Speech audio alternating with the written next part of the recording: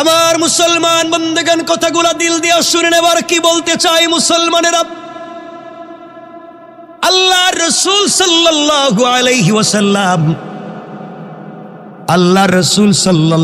আলাইহি ওয়াসাল্লাম যোহরের সালাত পড়ে মসজিদে নববী থেকে বাইর হইছেন। আল্লাহ রাসূল সাল্লাল্লাহু আলাইহি ওয়াসাল্লাম বের হয়ে মদিনার বাজারে গিয়ে দেখে মদিনার বাজারের একটা গাছের কর্নারে এক হাবশী কিবতি গোলাম কৃতদাস, চেহারা বড় কালো, চুলগুলা উস্কো খুস্কো, চেহারা বড় মলিন, কাপড়গুলা ছেঁড়া, শরীর থেকে গামের দুর্গন্ধ বের হয়। এমন একজন গোলাম গ্রাম থেকে এসেছে, কৃতদাস, কালো হাবশী গোলাম গ্রাম থেকে এসেছে।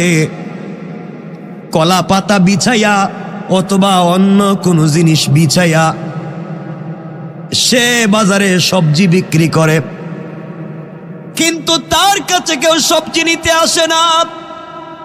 গোলামের চেহারা সুন্দর না, কাপড়গুলা দেখতে ভালো না, ময়লা উস্কো খুস্কো চেহারা, চুল, এই জন্যে তার কাছ থেকে কেউ সবজি নিতে চায় না, বাজার নিতে চায় না। আল্লাহর রাসূল দেখেন আসরের যোহরের সালাত পড়ে দেখলেন বসে আছে কান্দে। আসরের সালাত পড়ে বের হয়ে দেখলেন এই যুবকটা তখনও কান্দে, কেউ তার কাছ থেকে সবজি নেয় না।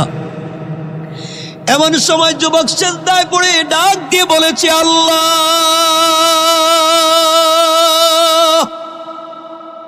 গ্রাম থেকে এসেছি, শহরে মদিনার বাজারে এসেছি, সবজিগুলা বিক্রি করতে চাই, কিন্তু আল্লাহ কেউ যে আমার কাছ থেকে নেয় না। আমি গোলাম মনে করে কেউ আমার কাছে আসে না, আমার কাপড়গুলা ময়লা মনে করে কেউ আমার কাছে আসে না। আল্লাহর রাসূল এই অবস্থাটা দেখলেন, যুবকটা কাঁদতেছে আর বলতেছে, আল্লাহ, সবজি যদি বিক্রি না করি বাচ্চাদেরকে কি দিব? আজ আমার বাচ্চারা না খেয়ে থাকবে। আমি গরিব মনে করে, আমি পাগল, আমি হাবশী গোলাম মনে করে, আমার কাপড় ময়লা দুর্গন্ধ মনে করে কেউ আসে না। আল্লাহর রাসূল বুঝতে পারলেন, আস্তে আস্তে যুবকের কাছে পৌঁছে গিয়েছেন। যুবকের পিছনে গিয়া তার বগল দিয়া দুটা হাত ঢুকাইয়া দিলেন। আল্লাহর রাসূল যুবকের পিছন থেকে যুবকটাকে জড়াইয়া ধরলেন। যুবকটাকে জড়াইয়া ডাক দিয়া বলেছেন, ও মদিনার মানুষেরা, আমার এক বন্ধু গ্রাম থেকে আসছে, ও আমার গ্রামের বন্ধু, আমি হলাম তার শহরের বন্ধু। আমার বন্ধু গ্রাম থেকে সবজি নিয়ে আইছে শহরে তোমাদেরকে ভালো ভালো তাজা সবজি খাওয়াইতে, কিন্তু আমার বন্ধুর চেহারা বড় খারাপ, ইথিওপিয়ার মানুষ, তার কাপড়গুলা ছেঁড়া, শরীরে ময়লা দুর্গন্ধ, কেউ তোমরা নেও না। আমি আমার বন্ধুরে জড়াইয়া ধরছি, আমার বন্ধুর কাপড়গুলা ছেঁড়া হতে পারে, ময়লা হতে পারে, কিন্তু তার দিলের ভিতরে আমি রাসূলের মহব্বতের মায়ায় ভরা, আল্লাহর ভালোবাসায় আমার বন্ধুর দিলটা ভরে আছে। তোমরা কেউ কি আসরে আমার বন্ধুর কাছ থেকে সবজি নিবা? এই কথা বলবার পরে এই বাজারে যেই যুবকের কাছ থেকে সবজি কেউ নেয় না, রাসূল বলে দেওয়ার পরে পুরা বাজারের মানুষ লাইন ধরে ডাবল দামে এই যুবকের কাছ থেকে সবজি নিয়ে যায়। এবার যুবক কাঁদতেছে। আল্লাহর রাসূল চোখের পানি মুছে ডাক দিয়ে বলছেন, যুবক রে, তোমার তো সবগুলা সবজি বিক্রি হয়ে গেছে, এখন কান্দো কেন? যুবক কাঁদতেছে আর বলছে, ইয়া রাসূলুল্লাহ, আমি গোলাম, আমি কালো, এতে সন্দেহ নাই, কিন্তু আপনি যে আমারে অপরিচিত মানুষকে যাই, যেই নবীর সঙ্গে মুসাফা করা আমার স্বপ্ন ছিল, যেই নবীজিকে দূর থেকে দেখা আমি আমার স্বপ্ন নিবারণ করতাম, সেই নবীকে তো হাত মুসাফা করা আমার জিন্দগির স্বপ্ন, আর সেই নবী আপনি আমারে জড়াইয়া ধরে বন্ধুর পরিচয় দিলেন। সত্যি বলেন না, আমি কি আসলে আপনার বন্ধু? নাকি আমার সবজিগুলা বিক্রি করবার জন্য আপনি একটা কৌশল করলেন যে বন্ধু বইলা দিলে মদিনার মানুষেরা সবজি নিয়ে যাবে? আল্লাহর রাসূল বলছেন, না না, তোমাকে বন্ধু বলে পরিচয় দিয়েছি, তুমি বন্ধু। যুবক ডাক দিয়া বলছি, ইয়া রাসূলুল্লাহ, সত্যি যদি আমি আপনার বন্ধু হই, আপনি কি আমাকে হাত ধরাইয়া এই মদিনার বাজারের অলিতে গলিতে নিয়ে বন্ধু বলে পরিচয় দিতে পারবেন? আপনার তো হাত ধরছে আবু বকর, আপনার তো হাত ধরেছে ওমর, আপনার হাত ধরেছে উসমান আলী, আপনার হাত ধরেছে হাসান আর হুসাইন। ইয়া রাসূলুল্লাহ, আমার মতো গোলাম আপনার কি হাত ধরতে পারবে নাকি? আপনি কি আমাকে বন্ধু বলে মদিনার মানুষের কাছে পরিচয় দিতে পারবেন? আমার রাসূল চোখের পানি ছেড়ে দিলেন, মুস্কি হাসি দিয়া যুবকটাকে জড়াইয়া ধরছেন, আর মুষ্টিবদ্ধ হাত করে মদিনার বাজারের অলিতে গলিতে হাঁটতে লাগলেন। আর মদিনার মানুষকে বললেন, শোনো রে মদিনার মানুষেরা, শোনো, আমি হলাম শহরের বন্ধু, ও হলো আমার গ্রামের বন্ধু। গ্রাম থেকে মাঝে মাঝে মদিনার বাজারে সবজি নিয়ে আসে, তোমরা আমার বন্ধুর কাছ থেকে সবজি নিবা। যুবক ডাক দিয়া বলছে, ইয়া রাসূলুল্লাহ, কাগজে লেখা দেন, আপনি যে আমার বন্ধু বলছেন কাউরে দিয়ে একটু লেখাইয়া দেন। আল্লাহর রাসূল বলছেন, বলছি তো বলছি, আবার লেখবার দরকার কি? ইয়া রাসূলুল্লাহ, কিয়ামতের দিন যদি আপনি বইলা যান, কিয়ামতের দিন যদি আল্লাহ আমাকে বইলা যায়, আমি ওই কাগজটা দেখাইয়া বলবো, আল্লাহ, ওই দিন না তোমার বন্ধু আমারে বন্ধু বলে মদিনার মানুষের কাছে পরিচয় দিছে। আল্লাহর রাসূল বলতেন, কথা দিলাম, তুমি দুনিয়ায় তোমারে বন্ধু বলে পরিচয় দিছি, কালো বলে তোমাকে ছোট করি নাই, গোলাম বলে ছোট করি নাই। তোমার চেহারা নষ্ট, তোমার শরীর থেকে গন্ধ আসে, এই জন্য ছোট করি নাই। কারণ চেহারা যেমন হোক, তোমার দিলের ভিতরে তো দিন আছে, আমার রাসূলের আল্লাহর পরিচয় আছে, আমার ভালোবাসা আছে। কথা দিলাম, দুনিয়ায় যেমন করে কাটাইয়া দাও, আখেরাতে আমি রাসূল তোমার হাত ধরে ধরে আল্লাহ তৈরি জান্নাতুল ফিরদাউসে নিয়ে যাব। সুবহানাল্লাহ, জুড়ে পড়েন। আমার মুসলমান বন্ধুগণ, গভীর মনোযোগ, কথাগুলা দিল দিয়া শোনো, কি বলতে চাই মুসলমানেরা। এই দুনিয়ার জমিনে সরকারে কায়নাত, দু জাহানের সরদার নবী রহমত জনাবে মুহাম্মদ রাসূলুল্লাহ সাল্লাল্লাহু আলাইহি ওয়াসাল্লাম দুনিয়ার জমিনে আগমন করার অনেক দিন আগের কথা আপনাদেরকে শোনাইয়া দিতে চাই। কথাগুলা মনে রাখবেন। পুরা দুনিয়া যদি আপনার বিরুদ্ধে চলে যায়, পূর্ব থেকে পশ্চিম, উত্তর থেকে দক্ষিণ, গোটা দুনিয়ার মানুষ যদি আপনার বিরুদ্ধে চলে যায়, আপনি শুধুমাত্র একটা কথাই বিশ্বাস করেন, হাসবি আল্লাহ, আল্লাহ আমার জন্য যথেষ্ট, সব কিছু আল্লাহ পারবেন। এই চিন্তা যদি আপনার ভিতরে ঢুকাইয়া দিতে পারেন, পৃথিবীর কেউ আমার কোনো ক্ষতি করতে পারবে না, একমাত্র আল্লাহ আমার সাথে আছেন। আল্লাহ বললেন, শোনো গোলামের দল, গোটা দুনিয়া যদি তোমার বিরুদ্ধে চলে যায়, পুরা সৃষ্টির সিস্টেম যদি তোমার বিরুদ্ধে চলে যায়, একমাত্র কেবলমাত্র শুধুমাত্র আমাকে যদি যথেষ্ট মনে করতে পারো গোলাম রে, পুরা দুনিয়া তোমার বিরুদ্ধে চলে গেলেও আমি আল্লাহ একমাত্র তোমার সাথে থাকব। যে কথা বলতে চাই বুঝো। কেন বললাম? আবারও বলছি, পুরা দুনিয়া যদি তোমার আমার বিরুদ্ধে চলে যায়, রব যদি বলে আমি তোমার সাথে আছি, পুরা দুনিয়ার সিস্টেমকে আল্লাহ অকেজু করে দিতে পারে, এই কথা বুঝাতে চাই, ঘটনা বলবো না।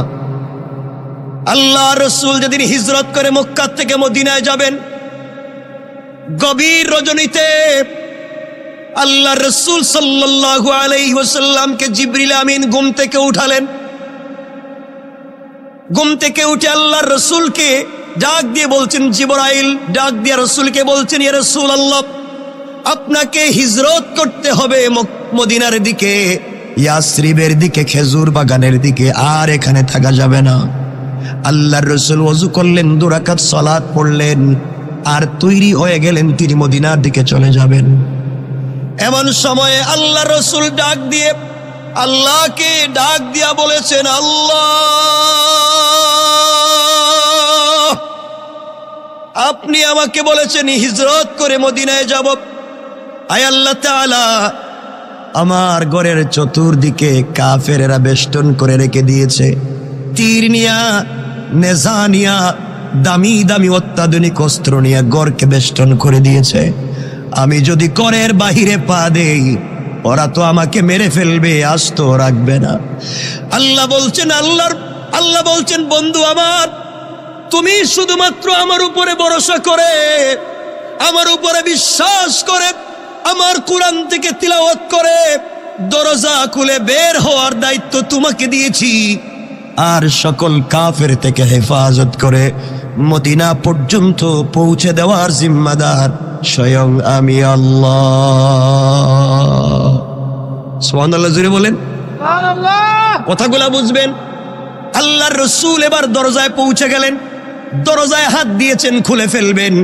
আল্লাহকে ডাক দিয়ে বলছেন, আল্লাহ আমি জানি আপনি আমাকে বাঁচাবেন, পৃথিবীর কেউ না থাকলে আপনি বাঁচাবেন, কিন্তু আল্লাহ ওয়ালাকিন লিয়াতমাইন্না কলবি, আল্লাহ অন্তরে শান্তি পাই না, আমাকে আত্মরক্ষা করবার জন্য কোনো জিনিস দেন, আমি যেন দরজা খুলে আত্মরক্ষা করতে পারি। আল্লাহ বললেন, বন্ধুরে, কাফেররা তোমার বিরুদ্ধে দাঁড়িয়ে গিয়েছে, আত্মরক্ষা করবার কি জিনিস দিব? আল্লাহ ডাক দিয়া বলছেন, বন্ধু আমার, তোমার কাজ হলো আমার উপরে ভরসা করে সামনের দিকে পাথরগুলা নিক্ষেপ করার দায়িত্ব তোমার, আর ডাইনে বামে পিছনে সকল কাফেরদের চুকে চুকে পৌঁছে দেওয়ার জিম্মাদার স্বয়ং আমি আল্লাহ। সামনে কাফের দরওয়াজা খুলে হাতের মধ্যে বালি নিয়া আল্লাহর নাম বলে শুধু নিক্ষেপ করলেন সামনের দিকে। তাকাইয়া দেখেন চতুর্দিকের কাফেরেরা চোখ রগড়াতে লাগলো, চোখ মুছতে লাগলো। নবীজি বুঝতে পারলেন ডাইনে বামে পিছনে সকল কাফেরদের চুকে পৌঁছে গিয়েছে। কেমনে গেল? আমার বন্ধুগণ, ঘটনা বলছি না, রাসূল মদিনায় পৌঁছে গেলেন।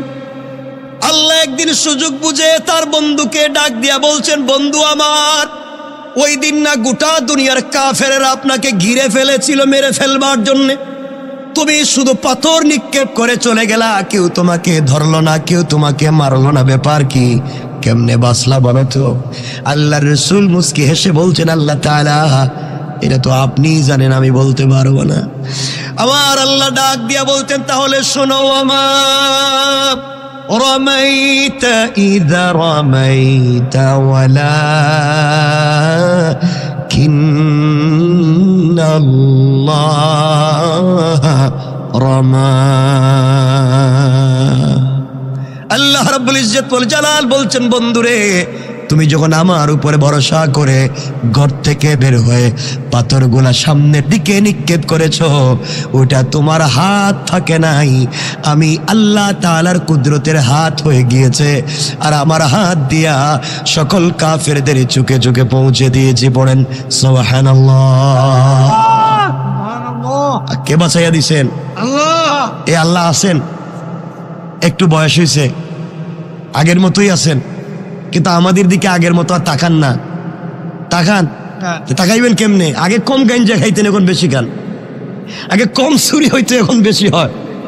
ঠিক আছে, দোয়া থাকবে। ওকে, তাহলে এই যে আমাদের কন্ডিশন, আমাদের কালচার, আমাদের সোসাইটি আমরা নষ্ট করে দিয়েছি। সুতরাং সমাজকে যদি পরিবর্তন করতে হয়, ভরসা করতে হবে কার উপরে? কোরআন পড়তে হবে। কোরআন পড়বার বিকল্প কোনো পদ্ধতি নাই। খুব মনোযোগ দিয়ে শুনেন কি বলতে চাই। আজকে আপনি আমি ব্যঙ্গে পড়ে যাই, তোমাকে আমাকে তো রাসূলের মতো নির্যাতন করা হয়নি, তাহলে কেন ব্যঙ্গে পড়ে যাও? আমাদেরকে বাঁচাবেন কে? আল্লাহ রাসূলকে বাঁচাইলেন। কথা বলেন না কেন? বিশ্বাস হয়? ওই সংক্ষেপ করে করে যে ওয়াজ তো সারা জীবনই শুনছেন, আমরা একটু কি ওই যে বৈশাখ বৈশাখ গল্প করতেছি, কষ্ট হচ্ছে মনে হয়। রাসূলকে আল্লাহ বাঁচাইয়া দিলেন। আরেকদিন এই কথাগুলো বলার উদ্দেশ্য কি সামনে বুঝতে পারবেন। রাসূল সাল্লাল্লাহু আলাইহি ওয়াসাল্লাম, আমরা এই লম্বা আলোচনা যাচ্ছি না, শুধু শুনবেন। আল্লাহ রাসূলের কাছে আয়াত নাজিল হলো, ওয়া আনজির আশিরাতাকাল আকরাবিন, বন্ধু নিকটাত্মীয়দের কাছে দ্বীনের দাওয়াত দেও। কার কাছে? কার কাছে? নিকটাত্মীয় কে? কে? নিজের বউ, নিজের বাচ্চা কাচ্চা, আত্মীয় স্বজন দিনের দাওয়াত দাও। নবীজি দিনের দাওয়াত দিতে লাগলেন, বাদ দিলেন। মক্কার পাদদেশে এদেরকে ডাকলেন, সবাই গেল। আমরা ঘটনা বলতেছি না, জন্য ওগুলা ছোট করতেছি। নবীজি বলছেন আসলিম তাসলাম, ইসলাম কবুল করো, শান্তিতে থাকবা, লা ইলাহা ইল্লাল্লাহ পড়ো, ভালো থাকবা। পুরা মক্কার মানুষ কিং কর্তব্য বিমূঢ়, কি জবাব দিবে মুহাম্মদকে? ওই জায়গায় নবীজির আপন চাচা আবুল আহাব ছিল। আমি ওইটা না, মূল উদ্দেশ্য সামনে। আবুল আহাব দাঁড়িয়ে বলছে তাব্বান লাকা ইয়া মুহাম্মদ আলিহাদা জামাতানা দাওয়াতানা। ও মুহাম্মদ ইবনে আব্দুল্লাহ, এই কথা বলার জন্য দাওয়াত দিয়ে আমরা জমা করছ? তুমি ধ্বংস, তোমার দিন ধ্বংস হোক। তুমিও একটা পাগল, তোমার আল্লাহ আরেকটা পাগল। এত আসতে আউযুবিল্লাহ। নবীজি কষ্ট পেলেন, ঘরে চলে গেলেন। খুব মনোযোগ দিয়ে শোনেন।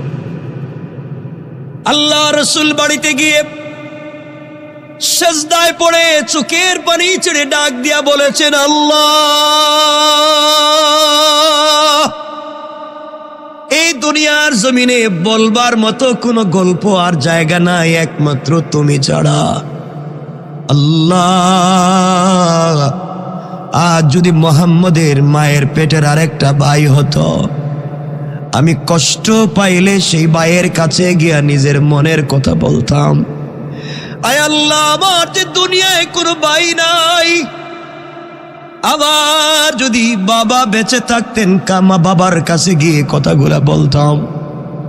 তুমি যে আমার বাপকেও আমাকে দেখতে দিলা না, আমার মা ছোট রেখে আমাকে মরে গেলেন। আল্লাহ, আজ আমাকে আমার চাচা আবুল আহাব গালি দিছে, আমারে পাগল বলছে, আমার লজ্জা লাগে নাই, আমার কষ্ট লাগে নাই। আমারে সারাদিন গালি দিলে আমার যায় আসে না, কিন্তু আল্লাহ তোমাকে পাগল বলেছে। আয় আল্লাহ, তোমারে পাগল বললে আমার সহ্য হয় না। তুমি কি আবুল আহাবকে ধ্বংস করে দিতে পারো না? আল্লাহ আওয়াজ দিয়েছেন, আওয়াজ দিয়ে ডাক দিয়ে বলেছেন, বন্ধুরে, তোমার চোখের পানি আমি আল্লাহর সহ্য হয় না। আমার বন্ধু, কেউ যদি আমি আল্লাহরে গালি দেয় আমার যায় আসে না। আমার কোরআনের বিরুদ্ধে যদি চলে যায় আমার যায় আসে না। কেউ যদি আমার কলিজার টুকরা বন্ধুরে গালি দেয়, আমি রাসূল, আমি আল্লাহ কোনোভাবে সহ্য করতে পারি না। তোমাকে তোমার চাচা আবুল আহাব গালি দিয়েছে, আমি আবুল আহাবকে ধ্বংস করে দিলাম, তার সম্পদ, তার সন্তান। কথা এখানেই ছিল, শেষ হয়ে যেত, কিন্তু আল্লাহ যে সূরা লাহাব নাজিল করলেন, ওই সূরার মধ্যখানে একটা আয়াত দিছেন। ওই আয়াতের কারণে আমাদের আলোচনা। আল্লাহ বলছেন, ওয়ামরাআতুহু হাম্মালাতাল হাতাব। আল্লাহ বলছেন, ও বন্ধু আমার, ওই মহিলারেও ধ্বংস করছি। ওই মহিলা ইমরাতুন হাম্মালাতুন, ওই মহিলা হাম্মালাতুন শব্দের দুইটা ব্যাখ্যা। হানাফি মাযহাবের বড় ইমাম আল্লামা ইমাম আবু বকর জাসসাস আহকামুল কোরআন লিল জাসসাসে দুইটা তাফসীর করেছেন। এক নম্বর, হাম্মালাতুন শব্দের ব্যাখ্যা, ওই মহিলাকে আমি ধ্বংস করে দিয়েছি, যেই মহিলা জঙ্গল থেকে কাটাওয়ালা কাঠ এনে তোমার দ্বীনের রাস্তায় ফেলে দিয়া প্রতিবন্ধকতা তৈরি করে কষ্ট দেয়, ওই মহিলাকে আমি আল্লাহ ধ্বংস করে দিয়েছি। দুই নম্বর ব্যাখ্যা, ইয়া রাসূলুল্লাহ, ওই মহিলাকেও ধ্বংস করে দিয়েছি, যেই মহিলা বাড়ি বাড়ি গিয়া, রাস্তায় রাস্তায় গিয়া, দোকানে দোকানে গিয়া তোমার বদনাম করে, গীবত শেখায়ত করে, তোমার মতো সচ্চরিত্রবান গোলামকে মানুষের কাছে বদনামি করতে চায়, ওই মহিলাকেও আমি আল্লাহ ধ্বংস করে দিলাম। আয়াত এতটুকুন থাকলে আমরাও ঠিক থাকতাম। এই আয়াত নাজিল হয়ে যাওয়ার পরে আবুল আহাব এসে উম্মে জামিল তার স্ত্রীর কাছে বলল, উম্মে জামিল আল্লাহ রসুলের চাচি এবং তার বিআইন। কি কইলাম আবার কোন বেআইন? কার নাম? কিছু কই দিয়ে হ্যাঁ মানে ফেরেশতা নাকি? তা আপনারা কি এখানে কেউ আছেন যে বিয়ে করছেন? কেউ আসেননি? কেউ বিয়ে করছে না? মনে হইতেছে কেউ বিয়ে করছেন, হ্যাঁ বিয়ে করে না মনে হয়। বিয়ে করছেননি আপনারা? আল্লাহ রসুল তার চাচা আবুল আহাব, একদিকে চাচা অপরদিকে বিয়াই, আর আবুল আহাবের স্ত্রী উম্মে জামিল রসুলের চাচি, অপরদিকে বিয়াই। হাতের মধ্যে পাথর লইছে, কারণ রসুলের দুই মেয়ে জায়নাব এবং রুকাইয়াকে আবুল আহাবের দুই ছেলে উতবা এবং উতাইবার কাছে নবুয়তের আগে বিয়ে দিছিলেন। ওটা লম্বা আলোচনা। যাই হোক, সে পাথর নিচে হাতে, কাঁধে নিচে বস্তা, মারব নবীরে। রাস্তা দিয়ে যায়, আল্লাহ রসুল আবু বকরকে নিয়ে কাবা চত্বরে বসা। আবু বকর বসে আছেন, আর আল্লাহ রসুল আবু বকরের রানের উপরে মাথা রেখে শুয়ে আছেন। মানে আল্লাহ আকবর কি একজনে কইসুননি? সবাই বলেন না, আপনাদের ঘুম পাইছে? আচ্ছা, আল্লাহ রসুল শুয়ে আছেন, আবু বকর তাকে রসুলের চেহারার দিকে দেখে আর আল্লাহকে চিৎকার করে বলছে, আল্লাহ, হাজারো বৎসর যদি চলে যায় আমি রসুলের চেহারার দিকে এভাবে তাকাইয়া থাকলে আমার পেটে কোনো খিদা লাগবে না। এত সুন্দর করে তুমি বানাইতে পারলা। হঠাৎ আবু বকর তাকাইয়া দেখো, ওই সামনে এক মহিলারে দেখা যায়, হাতে পাথর, কাঁধেও পাথর। নবীজিকে বলছেন, ইয়া রাসূলুল্লাহ, এক মহিলা আসতেছে, মনে আপনার মারতে চায়, আপনি অনুমতি দিলে ওরে ঠিক করে দেই। আল্লাহ নবী বলছেন, আবু বকর, না না, মারার দরকার নাই। আল্লাহ বলছেন, কেউ যদি আমারে মারতে আসে আমি যেন কোরআন থেকে তিলাওয়াত করি। রব বলছেন আমাকে হিফাজত করার দায়িত্ব তার। আর একটু জোরে। নবীজি সাল্লাল্লাহু আলাইহি ওয়াসাল্লামের কাছে চলে আসছে। আবু বকর তাকায় দেখেন নবীজির চাচি, ডাক দিয়ে বলছেন, ইয়া রাসূলুল্লাহ, আপনার চাচি উম্মে জামিল। নবীজি বলে, নাক দেখি কি করে, আমি তিলাওয়াত করবই বলে রাসূল তেলাওয়াত শুরু করে দিয়েছেন। উম্মে জামিল রসুলের সিনা বরাবর, একবারে সিনা। হাদিসে এসেছে ডাইন পার্শ্বে সিনার দাঁড়াইয়া, নবীজির সামনে দাঁড়াইয়া আবু বকর রে জিজ্ঞাসা, আবু বকর, তোমার যে বন্ধু মোহাম্মদ ইবনে আব্দুল এডে গেল কই? আজকে তো সারাদিন তারা দেখতেছি না। সুবহানাল্লাহ বললেন। আবু বকরকে ঘটনা কি রে? নবীজি আমার রানে শুয়ে আছে, কান দিয়া তেলাওয়াত শুনি, চোখ দিয়া দেখি উম্মে জামিল নবীজির সামনে দাঁড়াইয়া আমারে দেখে, রসুলরে দেখে না, কারণ কি? তিনি বললেন, শোনো, তোমারই তো ভাতিজা কই আছে আমি কি জানি, তুমি একটু খুঁজে দেখো না কাবা চত্বর। উম্মে জামিল পুরা কাবা চত্বর খুঁজছে, খুঁজে না পাইয়া আবার নবীজির সামনে এসছে। উম্মে জামিল আবু বকরকে, আবু বকর, পাইছি না কিন্তু, আরে জানাইয়া দিও আমি তার চাচি, তারে যদি আজকে পাই তাহলে ছাড়তাম না। আবু বকর কয়, নবীজি তো তোর কাছেই আছে, দেখোস না কে রে? আল্লাহু আকবার বললেন না? চিন্তা করে, চিৎকার করে গালিগালাজ করে চলে গেছে, চিৎকার কইরা গালিগালাজ করে চলে গেছে গা। কিছুক্ষণ পরে নবীজি উঠলেন।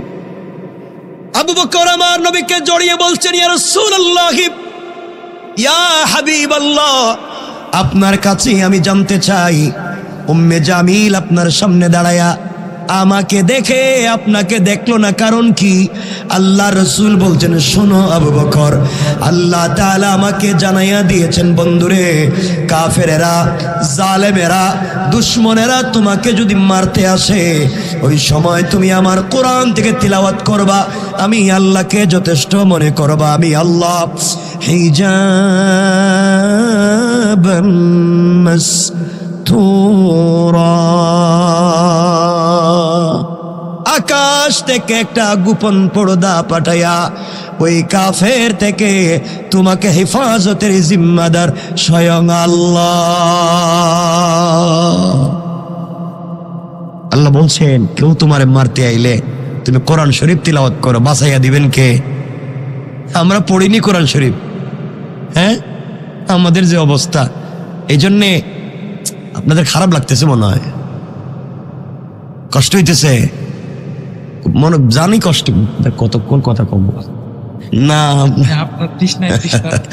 আমি আসলে ভালোবাসি এই মানুষগুলা, কি ভালোবাসি আসলে, আমার আর কোনো পুঞ্জি নাই, ভালোবাসা নিয়ে বেঁচে আছি। তো মনোযোগ দিয়ে শুনবেন কি বলতে চাই, এবার শুনুন আমার ভাইরা। আমাদের যে কি ভাব ভঙ্গি, একটু পয়সা পাতি হয়ে গেলে অহংকার হয়ে যায়, মুসাফা করতে পারি না, ভাব ধরে বসে থাকি। দেখবেন এলাকায় আগে বেচারার পয়সা পাতি ছিল না, কেমনে কেমনে পয়সার মালিক হয়ে গেছে গা। পয়সার গরমে এখন এলাকার পাবলিক রে ঠিক মতো চিনেও না। হ্যাঁ, ঠিক নেই। মনে রাখবেন মুসলমানেরা, আপনি যদি সম্পদের জন্য অহংকার করেন, আপনার ক্ষমতা আছে, আপনার পয়সা আছে, এই জন্য যদি অহংকার করেন, শোনো, আমার আল্লাহ চাইলে 10 তলা থেকে থাবড়াইয়া গাছতলায় নামাইয়া দিতে পারে। আর যদি অহংকার ছেড়ে দিতে পারেন, নিজেকে মাটির সঙ্গে মিশাইয়া দিতে পারেন, ক্ষমতার জৌলস ছেড়ে দিয়ে আমাদের মতো মাটি দিয়ে চলে আসতে পারেন, আল্লাহ চাইলে গাছতলার থেকে, বাঁশতলার থেকে কান ধরে 10 তলার মালিক বানাইয়া দিতে পারে। পারে কি পারে না? পারে। একটা কমন কথা আপনাদেরকে বলি, রাগ কইরেন না। আমি কেন এই কথা বললাম? আজকালকে হুজুরদের কাছে এসে আমরা বলি, হুজুর আমি বহুত খারাপ, আমি আর ভালো হইতে পারলাম না, আমার একটা ছেলেরে আপনার কাছে দিলাম, আমি খারাপ হই, আমার ছেলেটা যেন হাফিজ হয়, আলিম হয়, এটা আমি চাই। আমি যত খারাপ হই, ছেলেটা ভালো। ঠিক না? এটা বলেন না? এ কথা ঠিক আছে? কই ঠিক আছে। কে ঠিক? আপনারা কে শিখাইছে কথা কইতে? এটা তো একটা জঘন্য বাটপারি কথা। কেমনে পাবলিক এই কথা কে শিখাইছে আজও বুঝলাম না। হুজুর আমি যত খারাপ হই, আমার ছেলেটা ভালো হোক, টাটকা শয়তানি কথা। আল্লাহ কোরআনের কোন জায়গায় বলেন নাই ছেলেরে ভালো বানাও, বউরে ভালো বানাও, মা বাপরে ভালো বানাও। আল্লাহ বলছেন তুমি ভালো হয়ে যাও, কে হইল না হইল এটা তোমার ব্যাপার না। কথা বলেন না কেন? আল্লাহ বলছেন কু আনফুসাকুম, নিজেকে বাঁচাও, নিজেকে ভালো মানুষ বানাও। হ্যাঁ, আমি যত খারাপ হই, ছেলেটা ভালো। কথা বলেন না কেন? আল্লাহ কো তুমি ভালো হও, কে ভালো হইলো খারাপ হইলো এটা আমি দেখবো। হ্যাঁ, ছেলে ভালো। এটা তো বুয়া কথা। কারণ পৃথিবীতে নিজেকে ভাবা, শোনো, নিজেকে ভালো মানুষ বানানো ফরজ। বলেন, নিজেকে ভালো মানুষ বানানো, আর নিজের বাচ্চা কাচ্চাকে ভালো মানুষ বানাবার চেষ্টা করা ফরজ। বুঝাইতে পারলাম? নিজেরে ভালো মানুষ বানানো আর অন্যরে,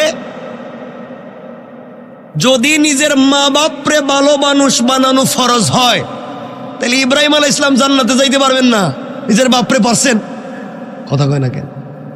যদি নিজের স্ত্রীরে ভালো মানুষ বানানো ফরজ হয়, লূত আলাইহিস সালাম জান্নাতে যাইতে পারবেন না, নিজের বউরে পারেন নাই। কথা বলেন না কেন? যদি নিজের বাচ্চারে ভালো মানুষ বানানো ফরজ হয়, নূহ আলাইহিস সালাম যাইতে পারবেন না, নিজের ছেলে কেনানরে পারেন নাই।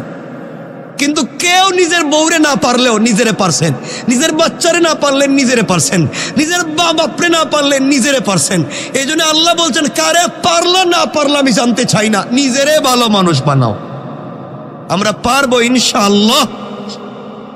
শোনেন এবার, ভালো মানুষ হইতেছে না কেন? বাচ্চা ভালো মানুষ হইব আপনার পরিবার ভালো হইলে। আজকালকে আমাদের মায়েদের ঘর থেকে শাহজালাল, শাহপরান, জুনাইদ বুগদাদি, আব্দুল কাদের জিলানি, মুঈনুদ্দিন চিশতি, এমন ছেলেরা আমাদের মায়েদের ঘর থেকে জন্ম নেয়নি। এখন নেয়নি, এখন আমাদের মায়েদের ঘর থেকে জন্ম নেয় বল্টু। হ্যাঁ, দুনিয়া এসেই সান্দাবাজি, আমার আগেই সান্দাবাজি শুরু করে দেয়। কথা বলেন না কেন? সান্দাবাজি, মারামারি, শয়তানি, চুরি ডাকাতি সব পারে, ঠিক কিনা? এর কারণ হচ্ছে পরিবারে যেই জিনিস দিয়া, যে র মেটেরিয়ালস দিয়া বাচ্চা তৈরি হবে, এই মা বাপের চরিত্র ঠিক নাই। কথা বলেন না কেন? ঠিক আছে, চরিত্র ঠিক আছে নাই, এত খারাপ কেমনে কইতাম কন্ত, কইলো তোমার লজ্জাও লাগে। এমন খারাপ হয়েছি আমরা। ওই যে বললাম তো, ওই দিন একজন বলছে আমারে, বউরে ফিডাইতে ফিডাইতে স্বামী তার বউরে কইতেছে তুই মোরে আব্বা কো। আসতে বলে নাউজুবিল্লাহ।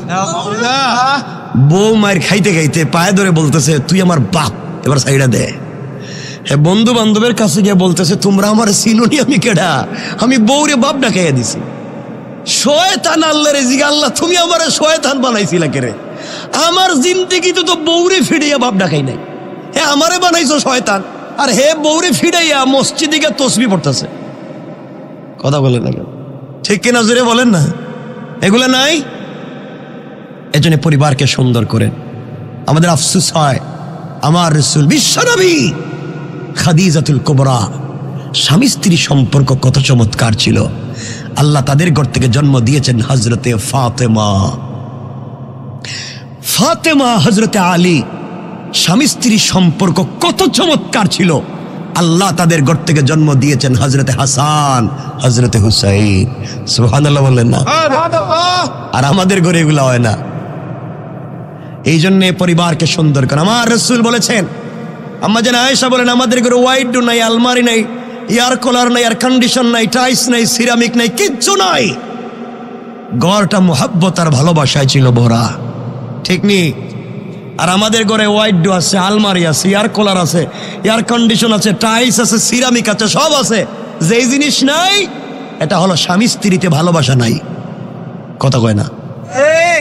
মিথ্যা কইছি? আজকালকের বউ মনে করে আমার পৃথিবীতে যদি কোনো টাটকা দুশ্মন থাকে, এটা আমার জামাই। ঠিক নি? এরা ঠিক কইল কেন? এটা ঠিক কইলেন কেন? এটা কি সত্য? এটা ঠিকই তো দেখতেছি। আর স্বামীরা মনে করে এই দুনিয়ায় যদি আমার মাথা খাইয়া ফেলায়, তে দুনিয়ায় কেউ আমার মাথা খাইতে পারে না, আমার বউ খায়। ঠিক? এটা কইছে আবার ঠিক, এটা কয় ঠিক। ভালো কথা কইলাম, কয় না এটা কয় ঠিক। শুনেন না, বলতেছি তো। এটা উঠাইয়া দাও, এটা উঠাইয়া দাও, এটা উঠাও, এটা উঠাইয়া দাও। তাহলে কথা খালি এটার বাড়াইবে না, দেখা যাবে এখান থেকে। আমার শুধু শুধু শুধু চিল্লাচ্ছেন। দেখেন আমার দিকে তাকান। এই জন্য পরিবারকে সুন্দর করবো তো ইনশাল্লাহ। আমার রাসূল বিশ্বনবী বলেন, আম্মা জান আয়েশা বলেন, আমরা স্বামী স্ত্রী একই ঘরে থাকতাম। আমাদের কম্বল একটা, বালিশ একটা, গ্লাস একটা, প্লেট একটা। স্বামী স্ত্রী এক বালিশে ঘুমাই, এক কম্বলের নিচে ঘুমাই, এক গ্লাসে পানি পান করি, এক প্লেটে খাবার খাই। সুবহানাল্লাহ বলেন না? আর আমাদের দেশের ঢাকা শহরের কথাই কই, বেশি না। আমাদের এলাকার স্বামী স্ত্রী কেমন? স্বামী স্ত্রী এক বিছানায় ঘুমাইনি, আমি জানি না, এটা আমি জানি না, ঘুমাইনি কি তা আল্লাহ জানে। এটা কি কইতাম না, আমি শুনছি মাঝে মাঝে বউ ঘুমায় বিছানায় আর স্বামী ঘুমায় সোফায়, জায়গা দেয় না। এটা ঠিক? এটাও কয় ঠিক। তা সব ঠিক মেরে দিতেছি। তাহলে আমি জায়গা মতো ধরতে পারছি। একটু যাই সামনে দেখেন। আজকালকে স্বামী স্ত্রী এমন হয়েছে, একই বিছানায় স্বামী স্ত্রী ঘুমায়, একই বিছানায় ঘুমায়, একই খাটে ঘুমায়। একজন ডাইন দিকে মুখ দিয়া, একজন বাম দিকে মুখ দিয়া, একজন পূর্ব দিকে মুখ দিয়া, একজন পশ্চিম দিকে মুখ দিয়া, আর মধ্যখানে ব্যারিকেড দিয়ে কুল বালিশ দিয়া। কথা বলেন না কেন? কয়টা ইউক্রেন, এইটা রাশিয়া, আর মধ্যখানে বর্ডার দিছে কুল বালিশ। কথা বলেন না কেন? এই পরিবারে শান্তির আশা করা যায়? আশা করা যায়? এগুলো হবে না। পরিবারকে সুন্দর করেন, স্বামী স্ত্রী সম্পর্ক চমৎকার করেন। পারবো না? বলতাম নি, বলতাম তো। শোনেন, বেশি না। স্বামী স্ত্রী পরিবারকে সুন্দর করতে গেলে দুটো হাদিস বলছি, একটা শামাইলে তিরমিজি আর একটা মেশকাত বাবু থিপে ওর রেকাক। আমাদের কলিজার টুকরা মা আম্মা জান আয়েশা সিদ্দিকা রাদিয়াল্লাহু তাআলা আনহা বলেন, ভাই ভাই আর একটু আস্তে কও। আম্মা জান আয়েশা বলেন, পরিবারকে সুন্দর করার মেডিসিন প্রথম। আম্মা জান আয়েশা বলেন, আমি যখন দেখতাম আমার স্বামী বিশ্বনবী রাসূল পাক ঘরে আসতেছেন, আম্মা জান আয়েশা বলেন, আমি ঘরের দরজার চিপায় দাঁড়াইয়া থাকতাম, পর্দার আড়ালে দাঁড়াইয়া থাকতাম, নবীজি যেন আমারে দেখতে না পান।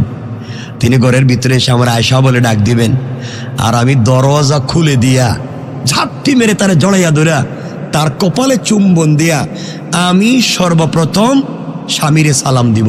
সুবহানাল্লাহ।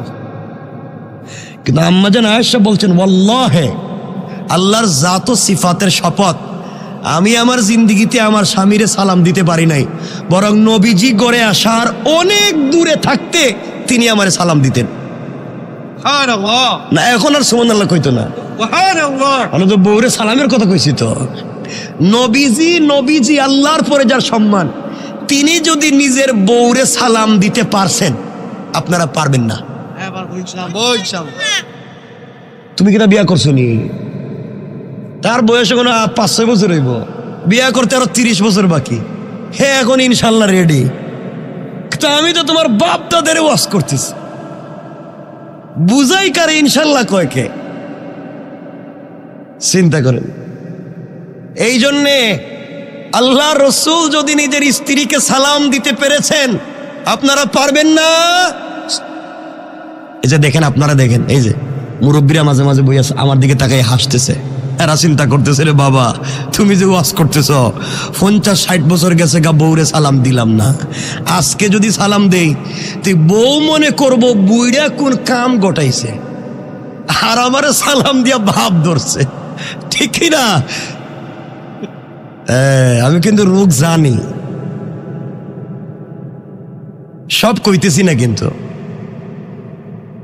যাই মনে করুক বউরে সালাম দিবেন। হাদিস হলো, আল্লাহ রসুল বলেছেন, যেই ঘরে স্বামী স্ত্রীকে, স্ত্রী স্বামীকে সালাম দেয়, আল্লাহ এই ঘরে 100 থেকে 300টা বারাকাতের দরওয়াজা খুলে দেন। মেশকাত বাবু তিব্বে ও রেকাক, ডাক্তার এবং ডাক্তারি। নবীজি বলেছেন, যেই ঘরে স্বামী স্ত্রীকে, স্ত্রী স্বামীকে সালাম দেয়, তাদের হার্ট, কিডনি, লাঞ্চ এবং লিভারে কোনো রোগ যদি থাকে, আল্লাহ তা থেকেও মুক্ত করে দেন। তাহলে সালাম দিবেন? বলেন না কোন দিন থেকে? আজকের থেকে। আজকেই বাসায় গিয়া রাত্রেবেলা ওয়াজ শেষ করে বাসায় গিয়া ঘরের দরজায় দাঁড়াইয়া বলবেন, স্ত্রী আসসালামু আলাইকুম ওয়া রাহমাতুল্লাহ। বউ কইব, মা বুড়ারে আজকে কোন বুতে ধরল? প্রতিদিন এসে আমার ফিরায়, আজকে দিকে সালাম দেয়। আপনি বলবেন, আমি কোনো ভুল করি নাই, এই যুব সমাজ ওয়াজ করাচ্ছে আর হুজুর ওয়াজ করছে, আমি সুন্নত আদায় করছি। ইনশাআল্লাহ বরকত দিবেন কে? ভালোবাসা দিবেন কে? হাদিসের বাকি অংশ কইতাম নি? বলেন তো কইতেছেন। একজন খালি উঠবেন, মনে করবো আপনি বউরে ফিডেন, এখন উঠেন আপনি, এই কথা কইয়া দিব আজকে। এত রাত এভাবে কথা না বললে বসবেন না, আমার বুঝ আছে তো। কেন এগুলা এনে তো অভিজ্ঞতা আছে আপনাদের চাইতে আমার বেশি। আমার বন্ধুগান, তো কথাগুলো শুনেন। হাদিসের বাকি অংশ হলো, আম্মা জান আয়েশা বলেন, আমার মনে পড়ে না, এই যে হাদিসের ইবারতের অর্থ, আমার মনে হয় না নবীজির ঘরে আসার পরে কোনোদিন আমার হাত দিয়া খাবার খাইছি। পুরা জিন্দেগি নবীজি আমারে খাইয়ে দিয়েছেন, আর আমি নিজের হাতে রসুলরে খাইয়ে দিয়েছি। নবীজি যদি নিজের বউরে খাওয়াইতে পারছেন মুখে উঠাইয়া, আপনারা পারবেন? পারবেননি? এখন ইনশাল্লাহ কয় না, কারণ আপনাদের হাতের খাবার তো বউ খাইতো না। বউ মনে করবো, ও মনে হয় দ্বিতীয় বিয়ে করতেছে, আমার বিষ খাওয়াইতেছে, এই জন্য পারবে না। কিন্তু জোয়ানেরা যারা আছো, যুবক, আজকে থেকে রেডি হ পাক্কা, যে স্ত্রীর মাঝে মাঝে মুখে উঠাইয়া খাওয়াইবা। কিচ্ছু কয় না। তোমাদের আওয়াজে আমার সন্দেহ হইতেছে, আমার সন্দেহ হইতেছে যে এই আমাদের ঢাকা শহরের যুবকেরা মোহব্বত করে, আদর করে নিজের স্ত্রীর মুখে উঠাইয়া খাওয়াইতে পারবে না। এরা ভালোবেসে আদর করে মুখে উঠাইয়া খাওয়াইতে পারবে ওই পাশের বাসার ভাবিরে, ঠিক কিনা? এটা ঠিক কইল কেন? এত জোরে ঠিক কইছে দেখছেন? এতক্ষণ ভালো ওয়াজ করছি, কিচ্ছু কয় না। ভাবিরে খাওয়াইব কয়, ঠিক। তাহলে বউ ফিটবো না তে কে ফিটব? এটা তো সব উল্টা মাইরা দিতেছে, দেখি রে 12টা হয়ে গেছে, তেজন্য উল্টা মারে। আল্লাহ মাফ করুক, আমিন বলেন। আমিন। পরিবারকে সুন্দর করতে পারবো তো ইনশাল্লাহ? ইনশাল্লাহ। দেখেন বাবা, আজকে কমপক্ষে একটা সুন্নত আদায় করতে হইব। সালাম দিবি, কোরআন, ঘর মুছা, বাথরুম পরিষ্কার, ওয়াশরুম পরিষ্কার, টয়লেট পরিষ্কার, বাচ্চা কাচ্চা থাকলে তাও দেখে, আত্মীয় স্বজন আসলে তাও দেখে, গ্রামে থাকলে গরু ছাগল দেখে, হাঁস মুরগ দেখে, সব দেখে স্ত্রী, ঠিক না? আমি এই ওয়াশ কইরা দিমু, সব আপনি করা লাগবো। বউরে মা কুলে করে আপনি কুলে নিয়ে হাঁটতে হইব, মুখে উঠে খাওয়াইতে হইব, রান্নাবাড়ি আপনারে করতে হইব। এমন কি যদি ছোট ছোট বাচ্চা থাকে এর দুধও আপনি খাওয়াইতে হইব। কুত্তেকে আইন না খাওয়াইবেন এটা তো আপনি জানেন, আমি হাদিস বইলা দিন। এখন বলেন আমি কি এই ওয়াজ করতাম? এই দেখছেন নি এরা হাত দিয়ে কইতেছে না না বিপদে ফালায়েন না, এই ওয়াজ করতাম না সালাম দিবেন, একটা লাইন ধরতে হইব আজকে। হয়তো হে ওয়াজ করতাম নাইলে সালাম সালাম দিবেন ইনশাল্লাহ। যাক একটা লাইন হইছে, তাইলে মহিলারা আজকে থেকে সালাম পাইব। আল্লাহ এই এলাকাবাসীরে কবুল করো। যাক বেশি কইতাম না, নাইলে ঝামেলায় পড়ে যাবেন আপনারা। আমার বন্ধুগণ, পরিবারকে সুন্দর করবো তো ইনশাল্লাহ, বরকত দিবেন কে? কিন্তু কেমনে করবেন?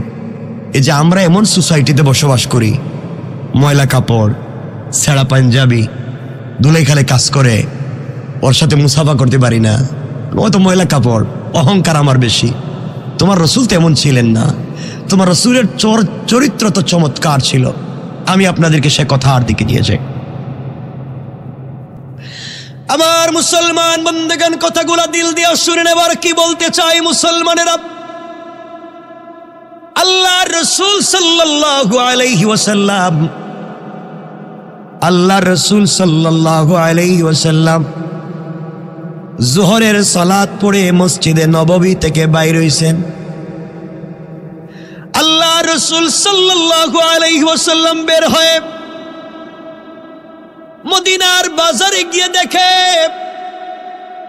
মদিনার বাজারের একটা গাছের কর্নারে এক হাবশী কিবতি গোলাম কৃতদাস, চেহারা বড় কালো, চুলগুলা উস্কো খুস্কো, চেহারা বড় মলিন, কাপড়গুলা ছেঁড়া, শরীর থেকে গামের দুর্গন্ধ বের হয়। এমন একজন গোলাম গ্রাম থেকে এসেছে, কৃতদাস, কালো হাবশী গোলাম গ্রাম থেকে এসেছে। কলা পাতা বিছাইয়া অথবা অন্য কোনো জিনিস বিছাইয়া সে বাজারে সবজি বিক্রি করে, কিন্তু তার কাছে কেউ সবজি নিতে আসে না। গোলামের চেহারা সুন্দর না, কাপড়গুলা দেখতে ভালো না, ময়লা উস্কো খুস্কো চেহারা, চুল, এই জন্যে তার কাছ থেকে কেউ সবজি নিতে চায় না, বাজার নিতে চায় না। আল্লাহ রসুল দেখেন আসরের জোহরের সালাত পড়ে দেখলেন বসে আছে কান্দে। আসরের সালাত পড়ে বের হয়ে দেখলেন এই যুবকটা তখনও কান্দে, কেউ তার কাছ থেকে সবজি নেয় না। এমন সময় যুবক সিজদায় পড়ে ডাক দিয়ে বলেছে, আল্লাহ,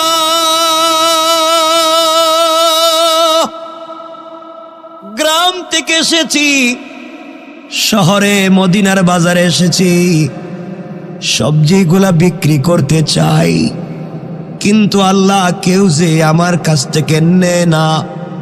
আমি গোলাম মনে করে কেউ আমার কাছে আসে না, আমার কাপড়গুলা ময়লা মনে করে কেউ আমার কাছে আসে না।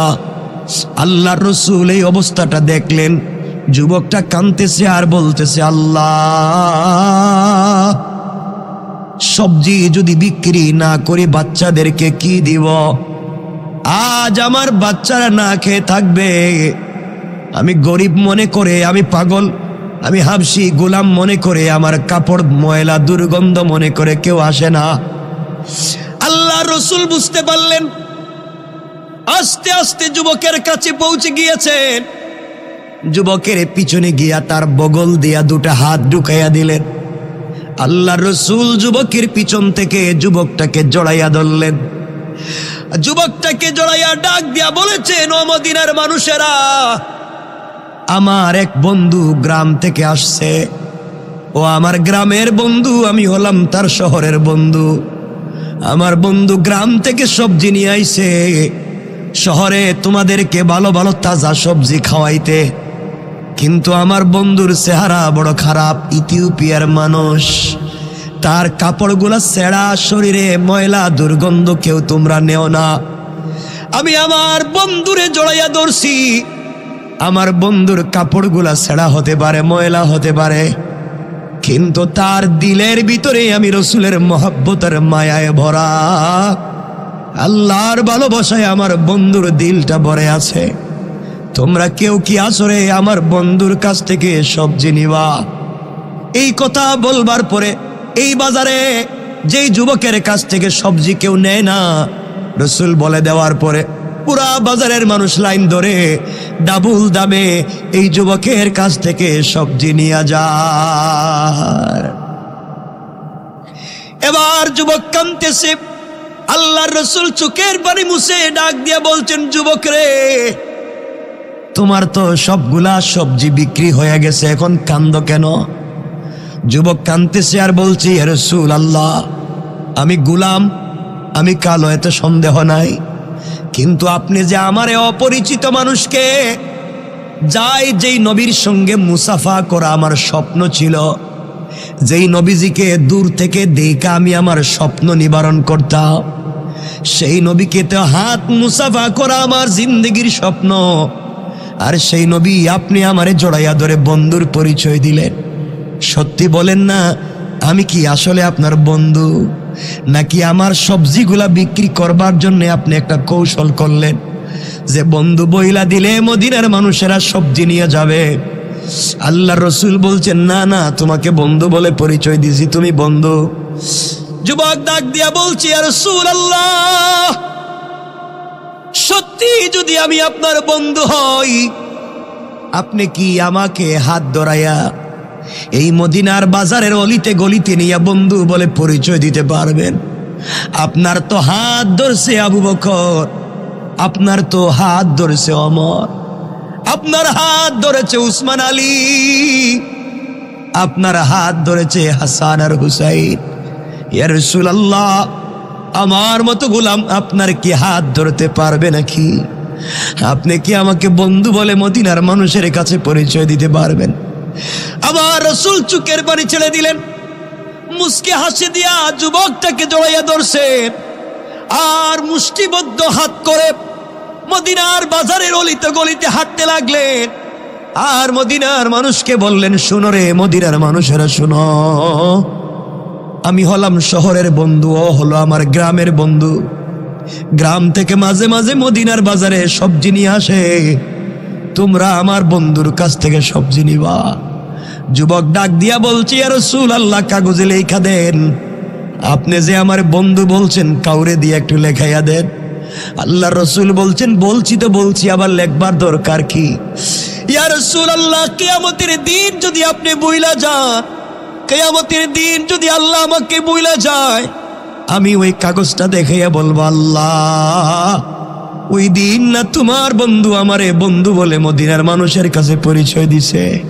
আল্লাহর রসুল বলছেন, কথা দিলাম, তুমি দুনিয়ায় তোমারে বন্ধু বলে পরিচয় দিছি, কালো বলে তোমাকে ছোট করি নাই, গোলাম বলে ছোট করি নাই। তোমার চেহারা নষ্ট, তোমার শরীর থেকে গন্ধ আসে, এই জন্য ছোট করি নাই। কারণ চেহারা যেমন হোক, তোমার দিলের ভিতরে তো দিন আছে, আমার রসুলের আল্লাহর পরিচয় আছে, আমার ভালোবাসা আছে। কথা দিলাম, দুনিয়ায় যেমন করে কাটাইয়া দাও, আখেরাতে আমি রসুল তোমার হাত ধরে ধরে আল্লাহ তৈরি জান্নাতুল ফিরদাউসে নিয়ে যাব। সুবহানাল্লাহ, জুড়ে পড়েন। চিন্তা করেন তোমার রসুল কেমন ছিল, তোমার রসুল কেমন ছিলেন, চিন্তা করেন। আমার বন্ধুগণ, সেই রসুলকে ভালোবাসুন। আমি এই কথাগুলো নিয়ে আপনাদের কাছে 12:30টার ভিতরে শেষ করব, কারণ বেশি রাত্রে করাও ঠিক না, আমার বহুত বড় কাম আছে। কষ্ট পাইলেন? ভালোবাসাকে আমরা নিতে পারবো তো? দেখেন, আমরা অনেক সাধারণ মানুষ মুসাফা করি না। আরে এক গরিব মানুষ এসে মুসাফা করতে, হুজুর এটা মুসাফা, না না, ঠান্ডা লাগতেছে, হাত দেয় না। দেখ, শিল্পপতি আইসে, হুজুর আমার ছেলে আমেরিকার থেকে আপনার একটু হাত দিয়ে দিয়েছিল, একটু মুসাফা। থ্যাংক ইউ, ভেরি গুড, আবার আইসো, আরো দিও। চিন্তা করলেন, গরিব বেচারা হাত দিয়া না দিয়া মুসাফা করতে চাইছে, কিছু কয় না। বেচারার পয়সা আছে, বিনিময় হারাম। রাসূলের সুন্নাহর বিরুদ্ধে চলো, এই জমিনে দিন জিন্দা করতে কোনোদিন পারবা না। আমার বন্ধুগণ, আমরা পারবো তো ইনশাআল্লাহ? আল্লাহর রাসূলের সাহাবীরা সুযোগ পাইলেই কেমনে জান্নাতে যাওয়া যায় এই লাইন খুঁজতো। কেমনে জান্নাতে যাওয়া যায়, সুযোগ বুঝে জান্নাতে কেমনে যাওয়া যায়। আর আমরা সুযোগ পাইলেই কেমনে রে দুনিয়ায় বিপদে ফালানো যায় এই চিন্তায় থাকি। ঠিক দেখেন, এই কথা বলে আমরা শেষ করব। আল্লাহ রাসূলের সাহাবী নাম হযরত ওমর। হযরতে নাম শুনছেন নি জীবনে? কোনোদিন শুনছেন? আচ্ছা, আমাদের এলাকার উমর না, ওমর রাসূলের এক সাহাবী। আলী রাসূলের আরেক সাহাবী, হযরতে আলী রাদিয়াল্লাহু তাআলা আনহুর ছেলে হযরতে হুসাইন। সুবহানাল্লাহ বলেন না? সুবহানাল্লাহ। হুসাইন এমন এক ব্যক্তির নাম, আল্লাহ রাসূল বলছেন, আমারে যারা দেখো নাই তোমরা আমার হুসাইনের চেহারার দিকে তাকাও, কারণ আমার চেহারার মতো দেখতে হুসাইনের চেহারা। সুবহানাল্লাহ। আল্লাহ রাসূল যেভাবে মুস্কি হেসে হেসে কথা বলতেন, হযরত হুসাইন এভাবেই কথা বলতেন। সুবহানাল্লাহ বলেন না? সুবহানাল্লাহ। হুসাইন একদিন হযরত ওমরের ছেলে আব্দুল্লাহ, কি নাম, আব্দুল্লাহর সঙ্গে কোনো একটা কথায় একটু ঝগড়া হয়ে গেছে। হুসাইনে আর আব্দুল্লাহ, ওমরের ছেলে আব্দুল্লাহর সঙ্গে আলীর ছেলে হুসাইনের কোনো একটা কথায় ঝগড়া লেগে গেছে। হযরত হুসাইন বলে ফেলছেন, ও আব্দুল্লাহ, তুমি তো গুলামের গোরের গুলাম। কি কইছে? আমরুলের মাথা ফাড়াইয়া দিতাম বাড়ি দিয়া। হযরতে আব্দুল্লাহ শুনছেন, বাপের কাছে গিয়ে কইছে, আব্বা তুমি শুনছো কিছু? কয় না। কয় যে হুসাইন আছে না, ও আমারে গুলামের ঘরে গুলাম কয়, গালি দিছে। হযরত ওমর কি ঠান্ডা মানুষ নি, গরম নি, ডাইরেক্ট আব্দুল্লাহরে নিয়ে চলো আলীর বাড়ি। আলী, তোমার ছেলে নাকি আমার ছেলেরে গুলামের ঘরে গুলাম কইছে। কয় আমার ছেলে হুসাইন এই কাম করতে পারে? হুসাইনকে ডাকছেন, হুসাইন তুমি কি সত্যি এর গুলামের ঘরে গুলাম কইছে? কইছি তো। কইছি তো। না, তুমি এই কথা কইতে পারো? 100 বার আমি কইছি। আল্লাহু আকবার বলেন না? হযরত ওমর বলছেন, দেখছো আলী, তোমার ছেলে কিন্তু আমার ছেলেরে গালি দিছে। আমি কি করতাম কও? আব্দুল্লাহ দাঁড়াইয়া বলছে, আব্বা তুমি আব্বা হিসাবে না, তুমি এই রাষ্ট্রের খলিফা হিসাবে বিচার দিলাম, আমারে হুসাইন কেন গালি দিছে এর বিচার তুমি কইরা দাও। ওমর বলছেন, আলী বিচার কি করমু? রাজি নি? রাজি মানি 100 বার রাজি। বিচার করবেন করেন। বিচার কিন্তু গোপনে হইতো না, বিচার হবে মদিনার মসজিদে, পুরা মসজিদের মানুষের সামনে তোমার ছেলের বিচার হইব। আমার আপত্তি নেই। সুবহানাল্লাহ বলেন। দেখছেন নি কত বড় কথা?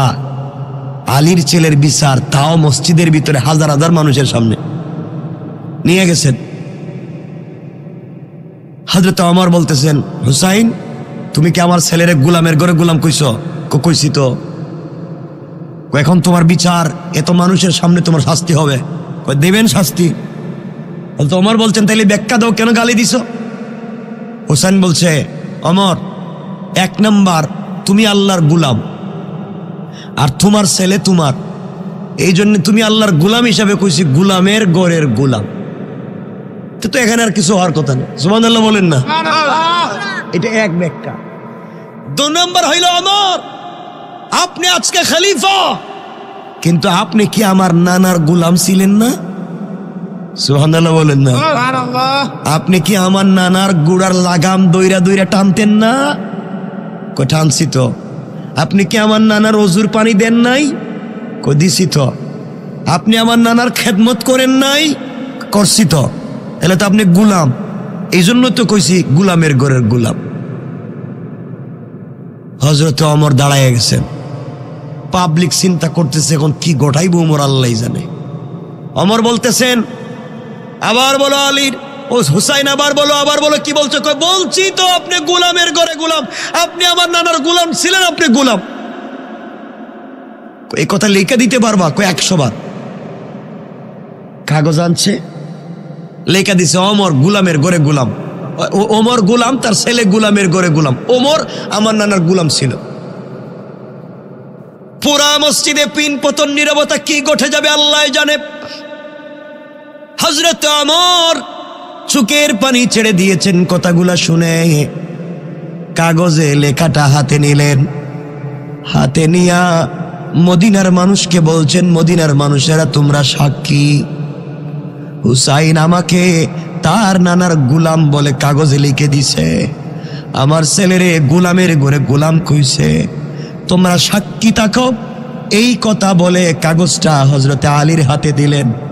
আলীরে ডাক দিয়া বলছেন, আলী আমি ওমর তোমার কাছে এই কাগজটা আমানত রেখে দিলাম, কারণ হুসাইন এমন এক যুবকের নাম যার মাথার চুল থেকে পায়ের পাতা পর্যন্ত এমন কোনো জায়গা নয় যেখানে আল্লাহর রসুল মোহাব্বত নিয়ে তারে চুম্বন করে নাই।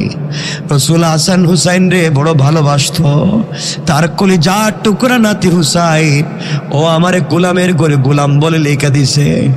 আলী তোমার কাছে কাগজ আমি দিয়ে দিলাম, আমি যদি মরে যাই, মরে যাওয়ার পরে আমার কাফনের প্যাকেটের ভিতরে কাগজটা ঢুকাইয়া দিবা, আমার কাফনের চিপায় ওই হুসাইনের হাতের লেখা কাগজটা ঢুকাইয়া দিবা। কবরের ভিতরে যাওয়ার পরে প্রশ্নের জবাব যদি ঠিক মতো দিতে না পারি, ফেরেশতারা যদি আমাকে আঘাত করতে আসে, মেরে ফেলতে আসে, ওই সময় হুসাইনের লেখা কাগজ আমি বের করে দিব, দেখো রে আমি খারাপ হইতে পারি। হুসাইন লিখে দিছে আমি তার নানার গোলাম ছিলাম, মোহাম্মদের গোলাম রে তোমরা কেমনে আযাব দিবা, কষ্ট দিবা। আল্লাহু আকবার। হযরতে আলীর কাছে দিয়ে বলছেন, আলী কিয়ামতের দিনে আমার যদি বিচারের পরে জাহান্নামী হয়ে যাই, ওই কাগজ নিয়ে দাঁড়াইয়া যাব আর বলবো, আল্লাহ হুসাইন আমার লিখে দিছে আমি তোমার বন্ধুর গোলাম ছিলাম। বলো না তুমি তোমার বন্ধুর গোলাম রে কেমনে জাহান্নামে দিবা? আমার বন্ধুগণ তারা সুযোগ পাইলে কেমনে জান্নাতে যাওয়া যায় সূত্র খুঁজে। ও গালি দিছে, পাবলিক মনে করছে কোন বিচার করবে, আর ওমর এই গালির বিনিময়ে জান্নাতের নিয়মটা, সিস্টেমটা লিখে নিছে। আল্লাহু আকবার। এই জন্যে বাইরে আল্লাহ যদি তোমারে কোনো সুযোগ দেয়, তুমি জান্নাতে যাওয়ার সুযোগটা খুঁজবা, আলেমদের সাথে সম্পর্ক রাখবা। খবরদার, দুহাত জোড় করে বলছি, তোমাদের পা দেও, তোমাদের পায়ে ধরে বলবো, আল্লাহর ওয়াস্তে কোনো ইমাম, খতিব, মুয়াজ্জিন, খাদেম, মসজিদের কাউরে তোমরা সমালোচনা করে মিথ্যা অপবাদ দিও না। কোনো ভালো চরিত্রবান মানুষের চরিত্রে কালিমা লেপন কইরো না। হয়তো আল্লাহ তুমি দেখতেছো এখন তোমার জিন্দেগি ইজ্জতের আছে, সম্মান পাইতেছো, কিন্তু কোনো আলেমের চোখ থেকে যদি এক ফোঁটা পানি পড়ে যায়, আল্লাহ তোমাকে, আল্লাহ পুরো পরিবার সুদ্ধা বেইজ্জত না করে কবরে দিবে না। এই জন্য খবরদার, খবরদার, কোনো দিনও আমরা কোনো ভালো মানুষের সমালোচনা করব, বলেন করব? আমরা কিছু হলেই সমালোচনা করি। দেখলেন দুলেখাল দিয়া এক ছেলে রিক্সায় একটা মেয়েরে নিয়ে যায়, আপনি চিন্তা করলেন দেখছো কত বড় খবিশ, চরিত্রহীন ছেলে, কার মেয়েরে নিয়ে কলেজ থেকে এখন যাইতেছে রিক্সা কোন পার্কে। এই কথাটা বলা চূড়ান্ত পর্যায়ের গুনাহ এবং চাইরো মজহবে হারাম। কথা বুঝলেন? কারণ তুমি ধারণা করছো হইতে পারে ওই মেয়েটা তার স্ত্রী, হইতে পারে না, হইতে পারে না, হইতে পারে ওই মেয়েটা তার স্ত্রী, হইতে পারে ওই মেয়েটা তার বোন, হইতে পারে ওই মহিলাটা তার মা। কথা বলেন না কেন? এজন্য খবরদার কাউকে সমালোচনা করবা না। নিজের দিকে তাকাও, নিজের চরিত্রের দিকে তাকাও। নিজের জীবনে ভুলের অভাব নাই। এই কয়েকদিনের জিন্দেগিতে কেন আমরা ভুল পথে যাব? এই জন্য আল্লাহর ওয়াস্তে আমি যদি আপনাদের কাছে ভুল কইরা থাকি, আমি তো 8-9 বছর এখানে না নারিন্দায় 8-9 বছর ছিলাম। আমিও যদি ভুল করে থাকি মাফ করে দিবেন না? আমি এখন দেখেন দেশে বেশি সময় থাকি না, কয়েক মাস থাকি, তাও বাইরে চলে যাই, থাকি না। এজন্য আমি কষ্ট দিলে মাফ চাই, আর আপনাদের জন্য দিল খোলা দোয়া ভালোবাসা থাকবে। আপনারা আমার মাফ করে দিয়েন। আমি চাই না, আমরা কি চাই না আজকে যেভাবে বসছি জান্নাতে ভাবে বসতে চাই না? চাই না? এ ভালোবাসা নিয়ে যেতে চাই। আমাদের কিচ্ছু নাই, আমাদের অ্যাসেট ভালোবাসা। আমাদের অ্যাসেট কি? ভালোবাসা। আল্লাহ আমাদের সবাইকে কবুল করুক। সকলে পড়েন আমিন, আরো জোরে পড়েন আমিন। খবরদার, আবারও বলে দিচ্ছি, কারো সমালোচনা করবেন না, গীবত শিকায়াত করবেন না। শুধু বদনাম করি আমরা, সুযোগ ক্ষমতা পাইলেই বদনাম, ওর বদনাম, ওর বদনাম, এই হুজুরের বদনাম, এই হুজুরের বদনাম। আরে বাবা, কোটি কোটি মানুষের মধ্যে আল্লাহ যদি কাউরে সম্মান দিতে চায়, তুমি আমি বদনাম করবো কেন? আমি সারাদিন আপনাদের বদনাম করলাম, আল্লাহ আপনাদেরকে ইজ্জত দিতে চাইলো, তা আমার কিছু হইব? এই জন্য খবরদার, কেউই কাজে যাব না, কেউ কাউকে ছোট করব না। ইজ্জতের মালিক কে? আল্লাহ। কে? আল্লাহ। খবরদার, খবরদার। কারণ আল্লাহর কাছে কোনো জিনিসের দাম নাই। এই সুখের পানির কঠিন দাম আছে, এই সুখের পানির অনেক দাম। আবারও বলছে, চুকের পানির অনেক দাম। আল্লাহ রসুল বলছেন, পুরা দুনিয়া